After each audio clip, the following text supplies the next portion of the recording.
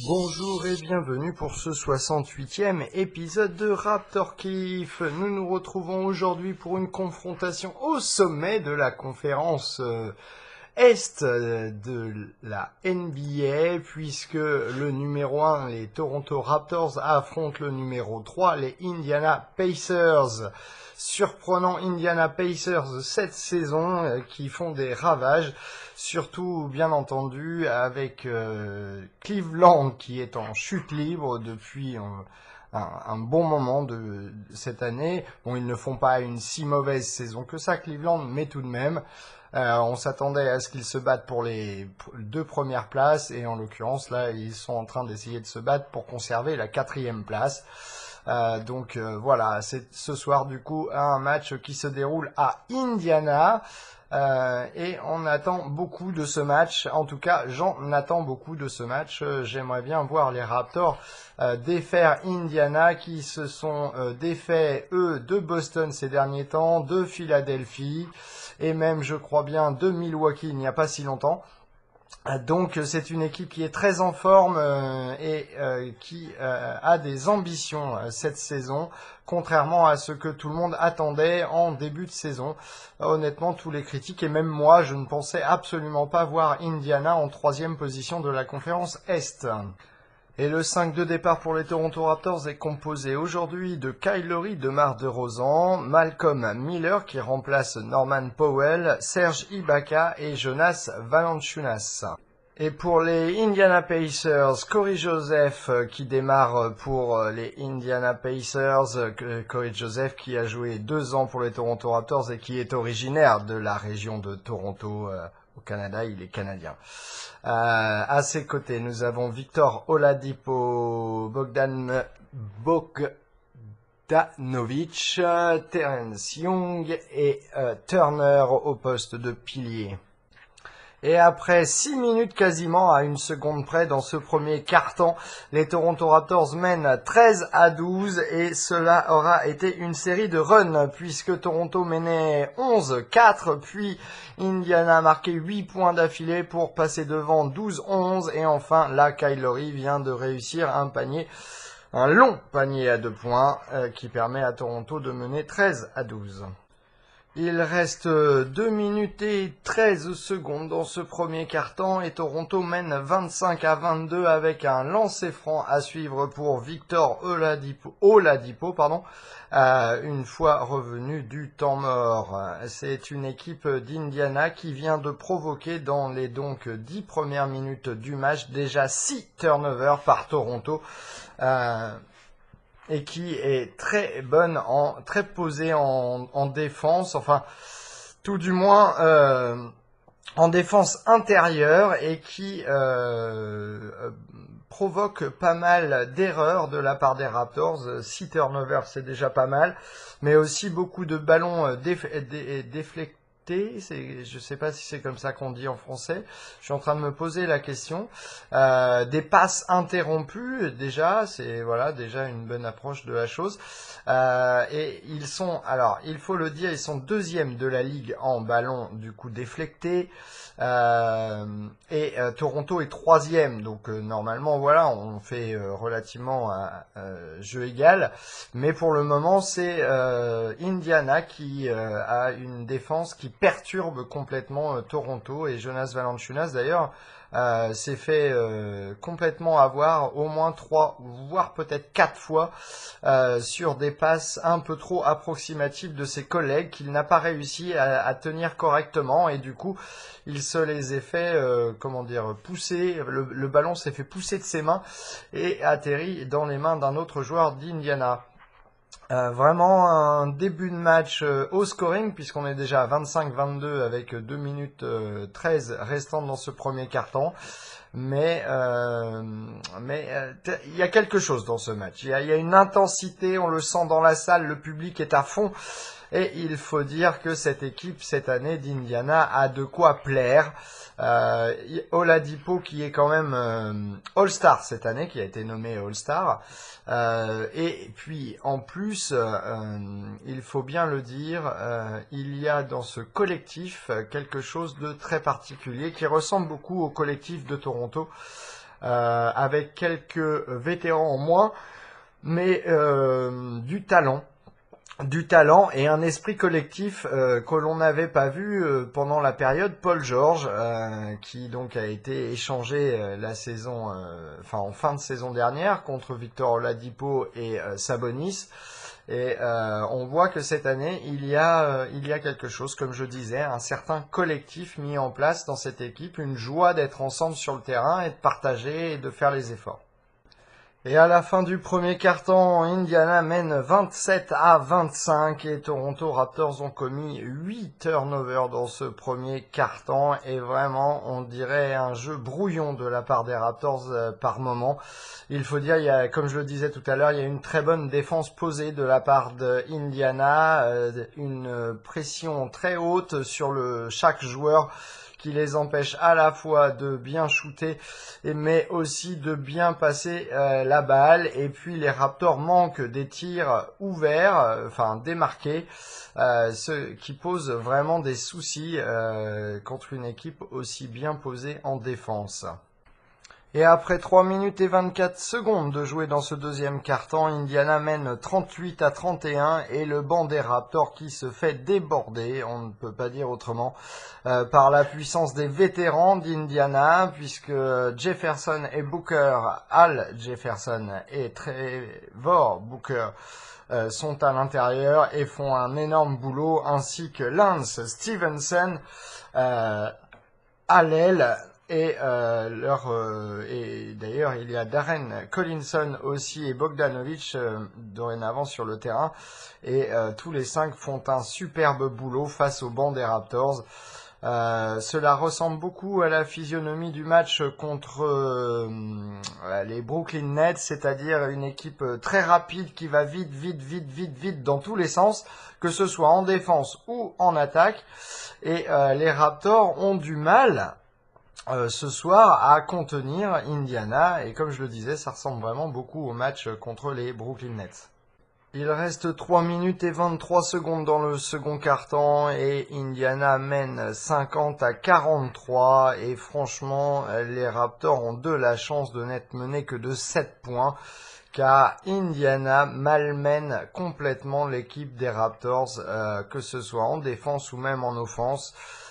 C'est vraiment hallucinant de voir les Raptors un peu paniqués. Ils sont dans la plainte permanente auprès des arbitres.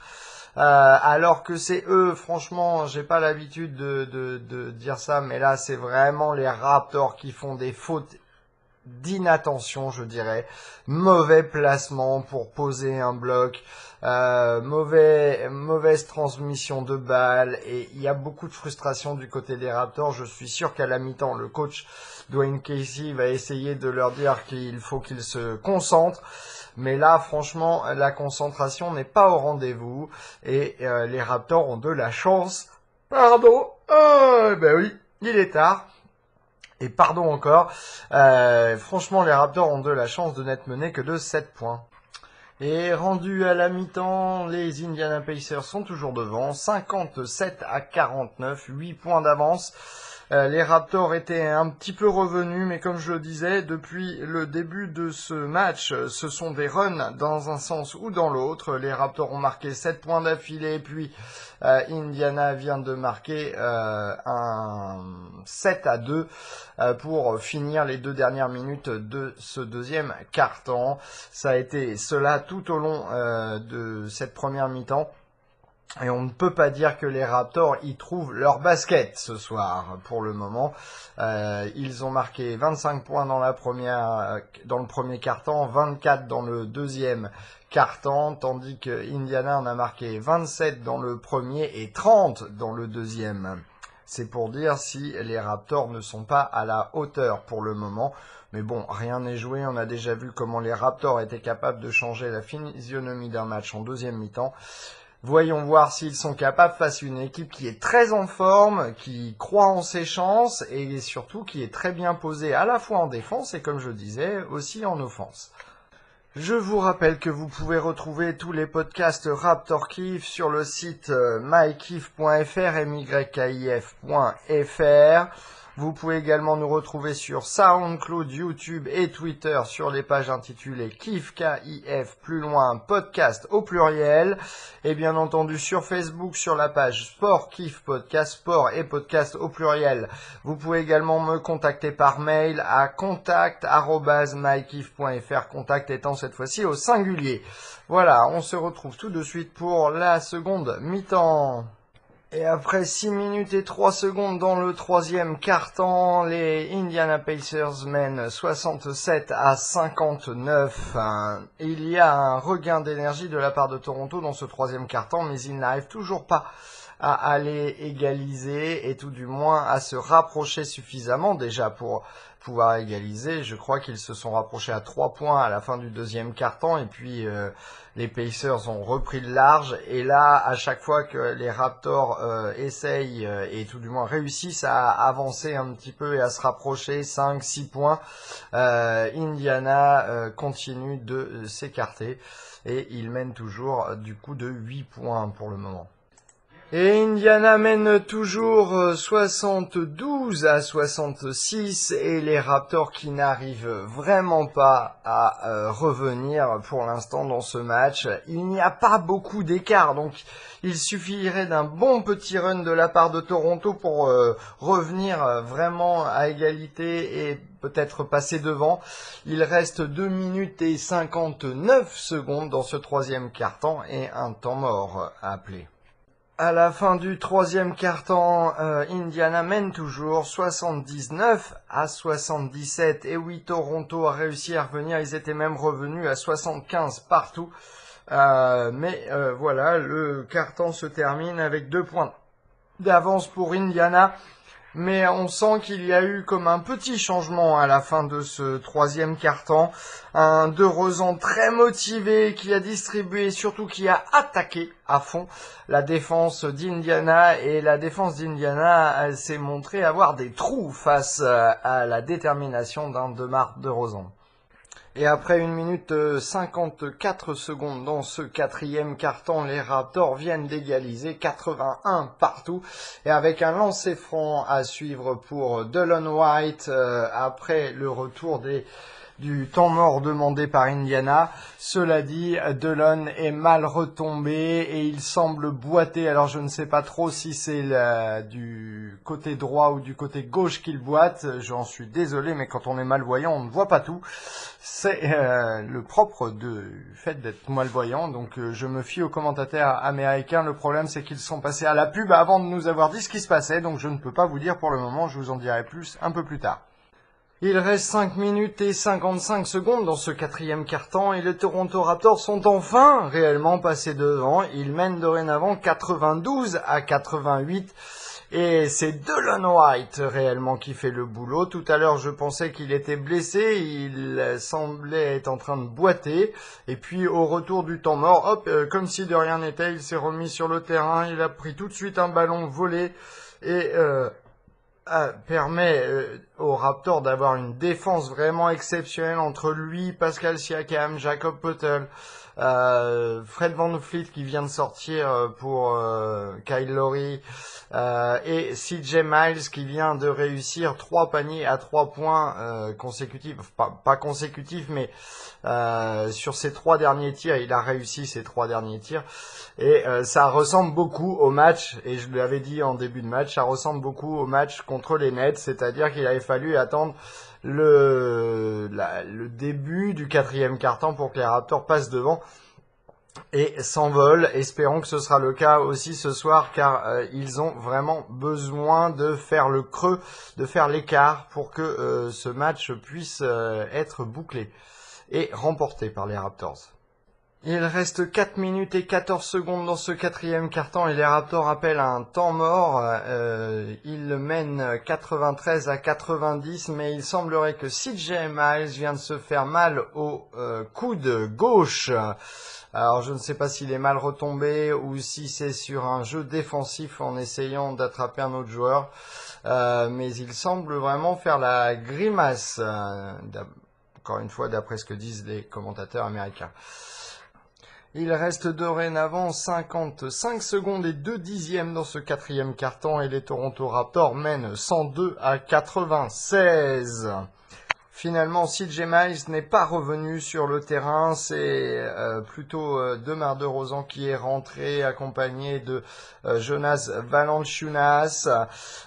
Et pour l'instant, les Raptors maîtrisent cette fin de match, même si ils ont loupé là 2 paniers consécutifs qui a permis, alors que les Raptors menaient de 8 points, ce qui a permis par 2 fois à Indiana d'aller au lancer franc et d'en marquer à chaque fois que 1 sur 2. Donc pour l'instant, les Raptors mènent de 6 points avec 55 secondes et 2 dixièmes restantes dans ce quatrième quart-temps. Rien n'est fait avec une équipe comme Indiana aussi rapide en offense et en contre-attaque surtout. Il faut se méfier. Tout du moins, avant de savoir qui va gagner ce match, les Raptors viennent de battre un de leurs vieux records, puisqu'ils viennent d'aligner 21 matchs d'affilée, en comptant celui d'aujourd'hui, avec plus de 100 points par match de moyenne, pas seulement de moyenne d'ailleurs, de plus de 100 points inscrits par leur offense. Et du coup, c'est un nouveau record pour la franchise des Toronto Raptors. Et s'ils emportent le match ce soir, ils auront remporté 10 victoires d'affilée, ce qui sera aussi presque, puisque le meilleur marque est de 11 victoires d'affilée qui avait été réalisé ce record pour la franchise, qui est pas un gros record, me direz-vous, mais c'est le record de franchise, 11 victoires d'affilée, et les Raptors seraient ce soir à 10, et donc le record, c'est ce que je voulais dire, avait été établi il y a 2 ans par l'équipe où il y avait, enfin il y a 3 ans en fait, il y a 3 saisons. Pardon, donc il y a 2 ans, par l'équipe de, si vous vous en souvenez, il y avait Lou Williams dans cette équipe, il y avait des gens comme Patrick Patterson, comme à qui je pense d'autres, je ne sais pas, qui étaient encore là, Corey Joseph, etc. Donc il y a toute une histoire là qui est en train de s'accomplir ce soir, si seulement les Raptors peuvent accrocher la victoire. Et au retour du temps mort, les Toronto Raptors, enfin tout du moins DeMar DeRozan qui fait une très mauvaise action en offense, qui a voulu la jouer trop hero ball et qui perd la balle, qui rebondit et qui lui revient, mais il tente un tir à 3 points de trop loin.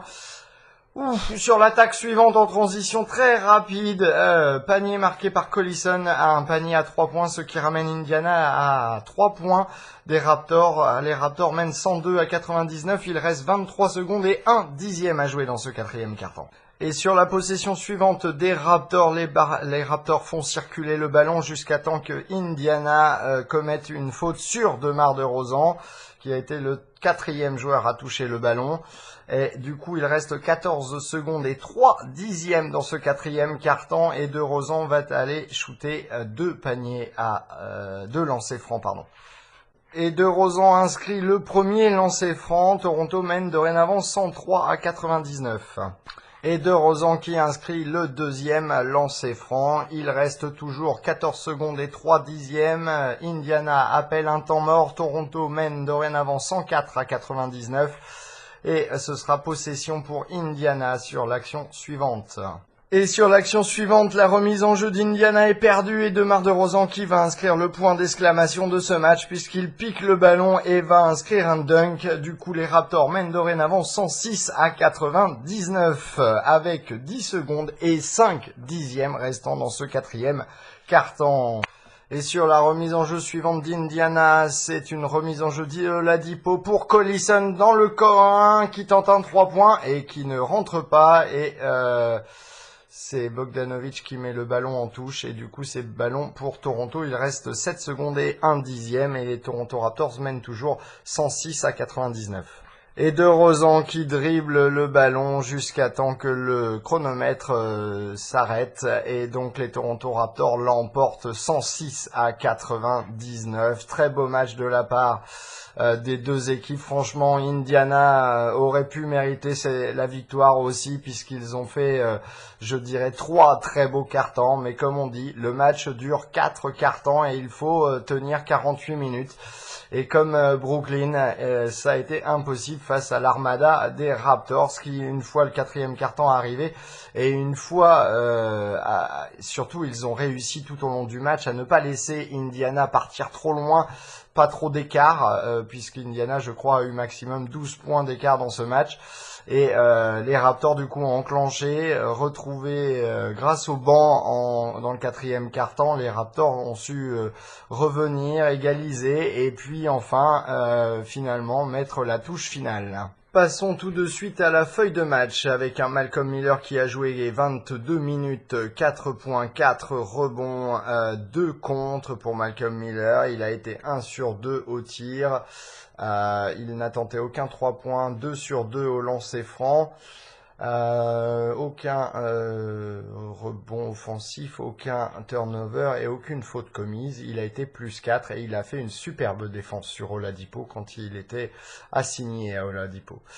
Serge Ibaka a joué 31 minutes, 13 points, 11 rebonds, 1 ballon volé. 5 sur 13 au tir, dont 3 sur 8 à 3 points. Aucun lancer franc. 6 turnovers par contre pour Serge Ibaka et 4 fautes sifflées. Par contre, il termine avec un plus 15, pardon. Plus 4, c'était pour Malcolm Miller. Ensuite, nous avons un Jonas Valanciunas qui a joué 27 minutes, 16 points, 17 rebonds, 2 passes décisives, 4 contres. Incroyable soirée. Par contre, il a été malchanceux au tir. 5 sur 14 en tout et par contre 1 sur 1 à 3 points. 5 sur 5 au lancer franc. 8 rebonds offensifs et 2 fautes commises. Il a été plus 6. DeMar DeRozan qui a joué 32 minutes, 24 points, 4 rebonds, 7 passes décisives, 1 ballon volé. 8 sur 15 au tir, 2 sur 5 à 3 points, 6 sur 7 au lancer franc, aucun rebond offensif, 4 turnovers, 3 fautes commises, il est plus 13. Kyle Lowry, 32 minutes jouées, 13 points, 6 rebonds, 6 passes décisives, 1 contre, 3 sur 10 au tir, dont 3 sur 7 à 3 points, 4 sur 4 au lancer franc. 4 rebonds offensifs, il a été énorme, il faut dire, au point de vue défensif et rebond. Si je regarde bien, oui, pardon, que je perde pas la ligne, parce que sinon ma petite voix, elle ne me dit pas tout. Kyle Lowry qui a commis 4 turnovers et 4 fautes, a été plus 12. Alors, venu du banc, nous avons donc CJ Miles qui a joué 21 minutes, 10 points, 1 rebond, 1 passe décisive et 1 ballon volé. 3 sur 9 au tir, dont 3 sur 7 à 3 points.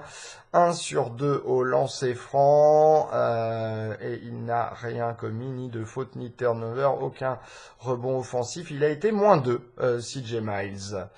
Ensuite, Jacob Poeltl a joué 16 minutes, 4 points, 3 rebonds. 1 contre, il a été 1 sur 1 au tir, 2 sur 2 au lancer franc, 1 rebond offensif, 3 turnovers, 4 fautes commises, il a été moins 4. Fred VanVleet a joué 17 minutes, 2 points, 3 rebonds, 2 passes décisives, 1 sur 4 au tir, dont 0 sur 1 à 3 points, aucun lancer franc, 2 rebonds offensifs, 1 turnover et 2 fautes commises. Il a été moins 9, étonnamment. Ah non, pardon, plus 9. Ensuite, nous avons Pascal Siakam qui a joué 20 minutes, 12 points, 8 rebonds, 2 passes décisives, 5 sur 7 au tir, dont 0 sur 1 à 3 points, 2 sur 2 au lancer franc, 4 rebonds offensifs, aucun turnover, aucune faute commise, il a été moins 2. Ensuite, nous avons Delon White qui a joué 19 minutes, 8 points, 1 rebond, 1 ballon volé. 3 sur 5 au tir, 0 sur 2 à 3 points, 2 sur 4 au lancer franc, aucun rebond offensif, un turnover, il a été plus 2.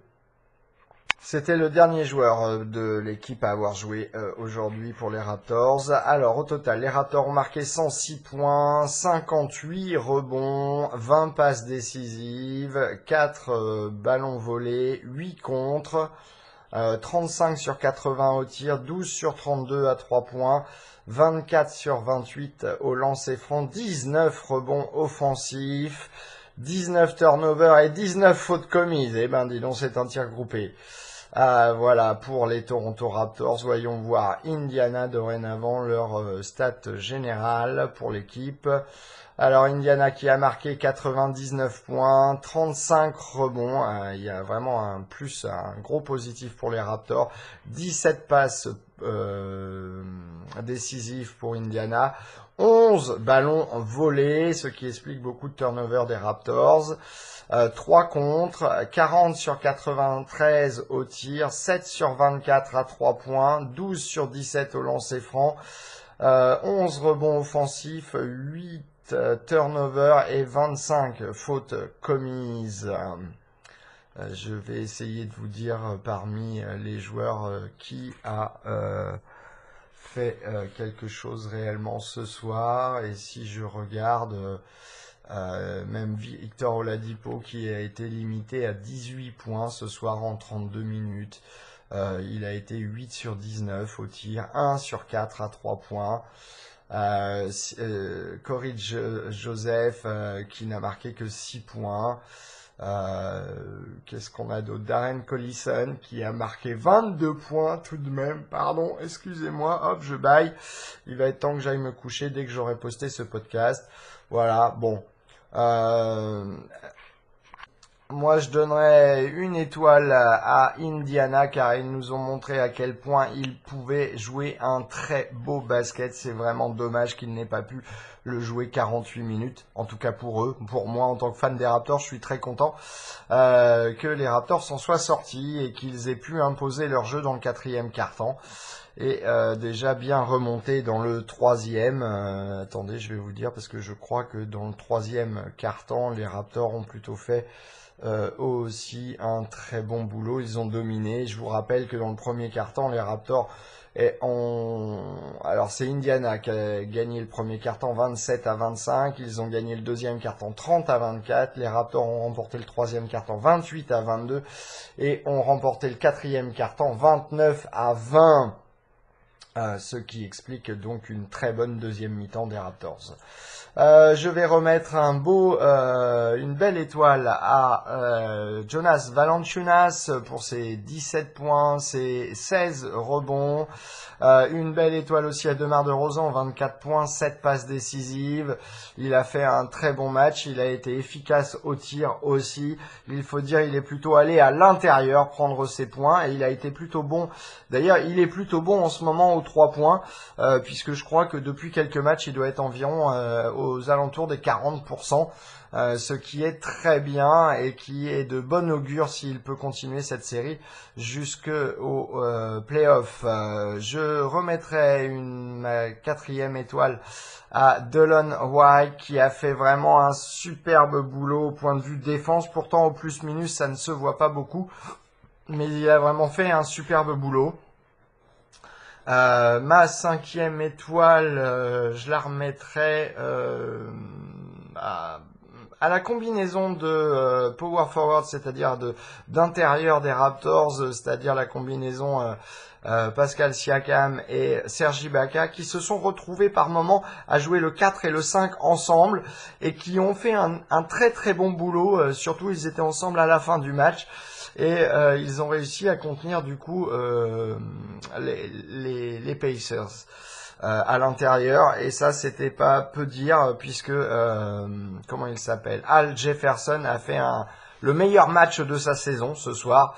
Il faut dire qu'avec la blessure de Miles Turner dès le début du match, dans une petite altercation avec DeRozan sur un bloc bien posé de la part de Turner, mais qui a fait que DeRozan a un peu tourné autour et a fait valser Turner, et du coup celui-ci s'est blessé à la cheville. Il est revenu à un moment donné, mais finalement l'équipe a préféré le laisser au repos pour le reste du match, et je pense que les Raptors, ça leur a profité. Donc, et ma dernière étoile. Alors, à qui je vais remettre ma dernière étoile? Je dirais que je vais la remettre au coach des Raptors, puisque non seulement il a su tourner le match autour, il a su tourner le match à la mi-temps, et puis surtout sa façon de jouer avec les 9 joueurs qui ont joué ce soir pour les Raptors, et de les faire tourner et de jouer des combinaisons qu'ils ne jouent pas forcément si régulièrement que ça. Comme je vous disais, Siakam, Ibaka au poste de 4 et de 5, c'est pas si souvent ça cette saison, puisque Valanciunas joue très bien cette saison, mais là, il était pas très chanceux au tir aujourd'hui, Valanciunas, plutôt des turnovers pour lui. Donc je trouve que Dwayne Casey a fait un très bon boulot, des très bons jugements. D'ailleurs, moi qui lui reprochais ces dernières saisons de ne pas être capable de s'adapter pendant les matchs, cette fois-ci, cette année, il démontre que c'est un coach qui peut s'adapter et se faire confiance, s'écouter un peu plus et sans doute aussi écouter un peu plus ses adjoints, et c'est très bon. Voilà. Bon, on se retrouve du coup demain soir pour le match opposant les Toronto Raptors aux Dallas Mavericks. Les Dallas Mavericks qui sont complètement en dehors des playoffs dans la conférence Ouest, mais qui ont battu, si vous vous en souvenez, juste après Noël, les Toronto Raptors qui avaient été surpris, un peu endormis après les fêtes. Et Dallas en avait profité. Et là, demain soir, c'est pareil. Il va falloir que les Raptors se vengent et poussent leur série à 11 victoires d'affilée en bas.